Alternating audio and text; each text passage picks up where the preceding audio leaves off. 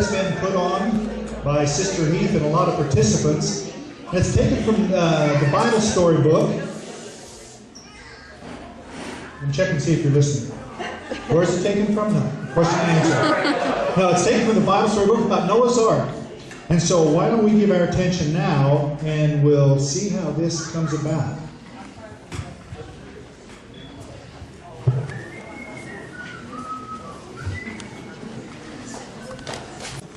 He had 3 sons. His sons' names were Shem, Ham, and Japheth. And each of these sons had a wife. So there were 8 persons in Noah's family. God now had Noah do a strange thing. He told him to build a big ark. So as they started to work on it, you can see, this ark was like a large ship. But it looked more like a big, long box. So Jehovah said, make it 3 floors high and put rooms in it. The rooms were for Noah and his family, and the animals, and the food all of them would need. God also told Noah to fix up the ark so that no water could leak in. And God said, I'm going to send a great flood of water and destroy the whole world. Everyone not in the ark will die.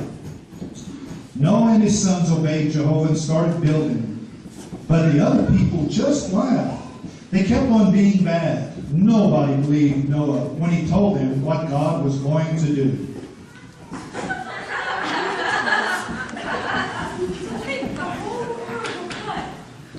To think that God asked you to build an ark. Such a foolish man.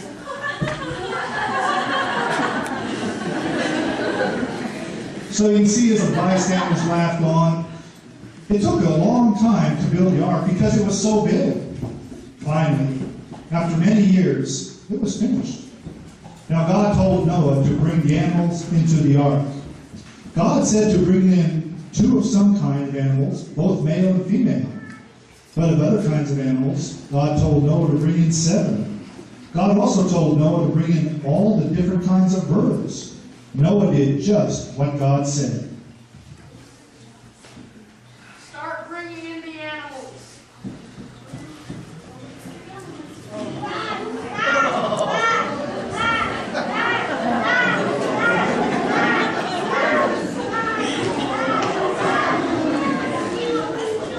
So you can see it was a large job collecting all these animals.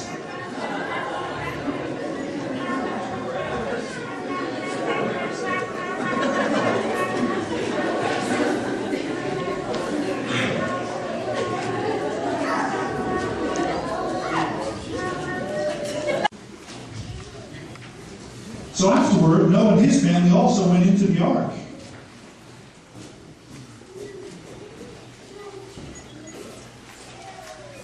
And as they got into the ark, then God shut the door inside Noah and his family, waiting. Outside the ark, the people went about their life the same as before. They still did not believe that the flood would come. They must have laughed more than ever. But they soon stopped laughing. All of a sudden, water began to fall. It poured down from the sky as when you pour water from a bucket.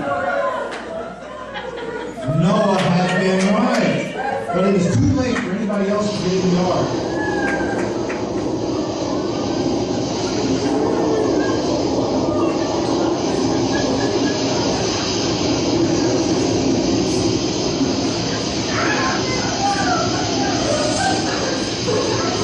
Yes, the door had been shut tight by Jehovah. Soon all the low ground was covered. The water became like rivers. It pushed over trees, rolled around big stones, and made a lot of noise. The people were afraid. They climbed up to higher ground. Oh, how they wished they had listened to Noah and got into the ark when the door was still open for them. But now it was too late. The water kept getting higher and higher. For 40 days and 40 nights, the water poured out of the sky. It rose up the size of the mountains, and soon even the tallest mountains were covered. So, just as God had said, all the people and animals outside the ark died. but everyone inside was safe. Noah and his sons had done a good job building the ark. The water lifted it up and it floated right on top of the water. Then one day, after the rain stopped falling, the sun began to shine. What a sight it was. There was one big ocean everywhere, and the only thing that could be seen was the ark floating on top. God now made a wind blow, and the waters of the flood began to go down. 5 months later, the ark came to rest on top of the mountain. Many more days passed, and those inside the ark could look out and see the tops of the mountains.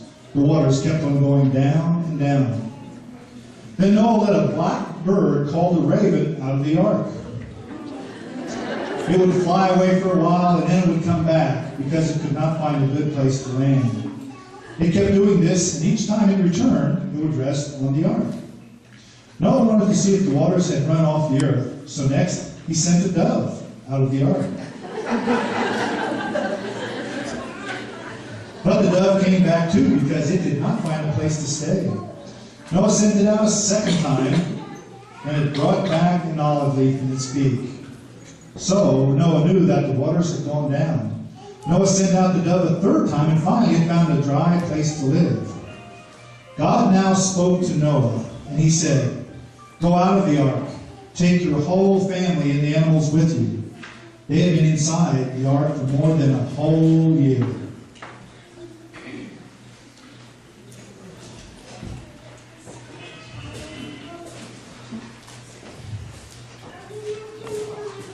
Fresh air.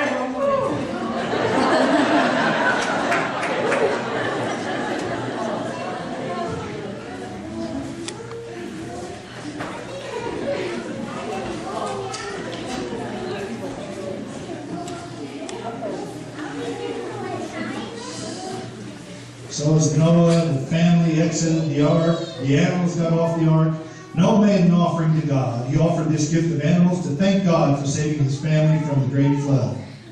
Jehovah was pleased with the gift, and so he promised Noah that he would never destroy the whole world again by a flood. Soon the land was all dried off, and Noah and his family began a new life outside the ark.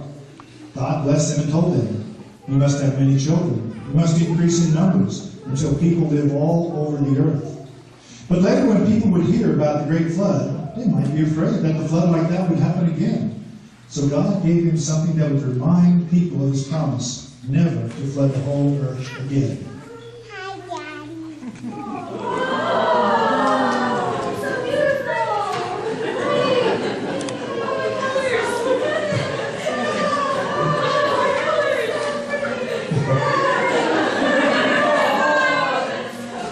So this is what God said. I promise that never again will all peoples and animals be destroyed by a flood. I'm putting my rainbow in the clouds. And when the rainbow appears, I will see it and remember this promise of mine. So when you see a rainbow, what should it remind you of? Yes, God's promise that he will never destroy the world again by a great flood. Thank you.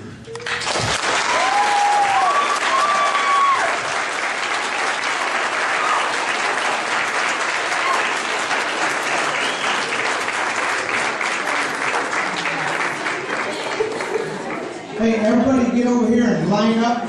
Maybe we can get a couple pictures of everybody if we could. Oh, no, go ahead and get in the ship again. Yeah, we'll get